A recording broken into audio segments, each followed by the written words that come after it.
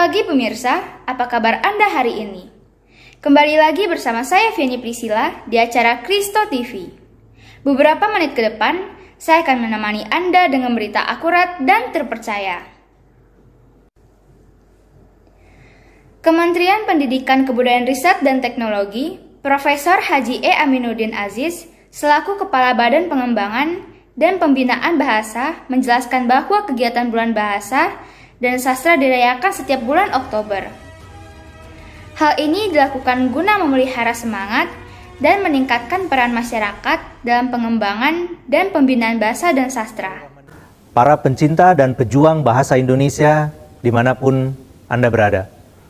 Hari ini kita memasuki bulan Oktober 2021. Sejak tahun 1980, setiap Oktober kita merayakan Ikrar Bahasa Indonesia sebagai bahasa persatuan. Ikrar yang dijunjung pada Sumpah Pemuda 28 Oktober 1928. Kami menyebutnya perayaan itu dengan nama Perayaan Bulan Bahasa dan Sastra. Mari kita sambut perayaan Bulan Bahasa dan Sastra tahun 2021. Beliau menyampaikan akan mendukung kebijakan pemerintah untuk segera mencapai kesehatan masyarakat Indonesia secara sempurna. Beliau juga menyampaikan berbahasa yang sehat juga merupakan upaya agar masyarakat dapat lebih santun dalam bermedia sosial, di mana teknologi saat ini dinilai menjadi salah satu kebutuhan primer di masa pandemi ini. Berbahasa sehat juga mengacu pada antisipasi maraknya penggunaan bahasa di media sosial yang berpotensi menimbulkan konflik. Kepala Pusat Pembinaan Bahasa dan Sastra, Kementerian Pendidikan Kebudayaan Riset dan Teknologi, Bapak Muhammad Abdul Haq, menyampaikan bahwa menjunjung bahasa persatuan dan bahasa Indonesia dapat dibuktikan dalam kehidupan sehari-hari. Dalam ruang-ruang pertemuan atau di dalam kondisi yang formal, kita akan menggunakan bahasa Indonesia sebagai bahasa utama. Begitu juga di ruang publik. Ruang-ruang pertemuan, kondisi yang atau formal, maka penggunaan bahasa Indonesia diupayakan menjadi bahasa utama. Kemudian ruang-ruang publik kita, papan informasi, papan nama, kita utamakan bahasa Indonesia. Itu bagian dari upaya kita menjunjung bahasa persatuan. Dan menurut beliau, itu bagian dari upaya kita dalam menjunjung bahasa persatuan, yaitu bahasa Indonesia. Artinya, diutamakan bahasa Indonesia. Jika kita menuliskan informasi dalam dua bahasa, maka bahasa Indonesia harus diletakkan di atas bahasa yang lain. Dalam kondisi pandemi saat ini, seluruh elemen masyarakat harus tetap bergandengan tangan untuk menjaga kesehatan bersama dan menjaga penggunaan bahasa di media sosial. Caci maki atau perundungan harus kita hindari, dan semua sikap dapat kita lakukan dengan berbahasa sehat. Harapannya tentu kita akan bersatu, sehingga ujungnya adalah Indonesia menjadi tangguh.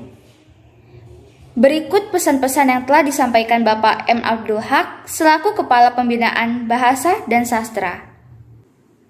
Demikian halnya dengan Bapak Haji E. Aminuddin Aziz juga menyampaikan pesan bahwa pihaknya terus menyelenggarakan berbagai jenis kegiatan dalam rangka perayaan Bulan Bahasa dan Sastra. Kegiatan tersebut berupa gerakan, penghargaan, perlombaan, bincang-bincang, seminar, dan webinar.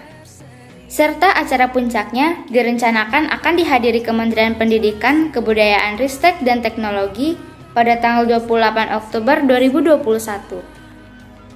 Beliau juga mengajak masyarakat untuk mengikuti kegiatan-kegiatan tersebut serta merayakan Bulan Bahasa dan Sastra sesuai dengan kondisi wilayah dan lingkungan masing-masing. Berita selanjutnya, kita akan berbincang dengan Ivan Lanin selaku pengamat bahasa yang sudah tidak asing lagi bagi kita dalam acara Kristo Connected melalui sambungan telepon. Mas Ivan, selamat pagi. Selamat pagi Mbak Viani. Mas Ivan, saya yakin warganet hafal dengan tulisan-tulisan dan nasihat-nasihat Anda. Semoga selalu ingat dengan bahasa Indonesia. Nah, kalau Mas Ivan lihat di lini masa, kita ke produk digital yang Mas Ivan telaah. Selama ini netizen mengaplikasikannya itu seperti apa sih, Mas? Media sosial itu kan sebenarnya adalah ragam lisan yang dituliskan. Artinya ia tidak terikat dengan aturan-aturan bahasa yang terlalu baku. Nah, permasalahannya adalah karena terlalu terbiasa menggunakan ragam yang informal, orang-orang kemudian gagap ketika mesti menggunakan ragam bahasa yang baku. Nah, ini juga terlihat untuk akun-akun pribadi, saya pikir ya itu gaya masing-masing ya. Intinya karena media sosial itu adalah ragam bahasa lisan, ya itu kayak kita bicara sehari-hari saja.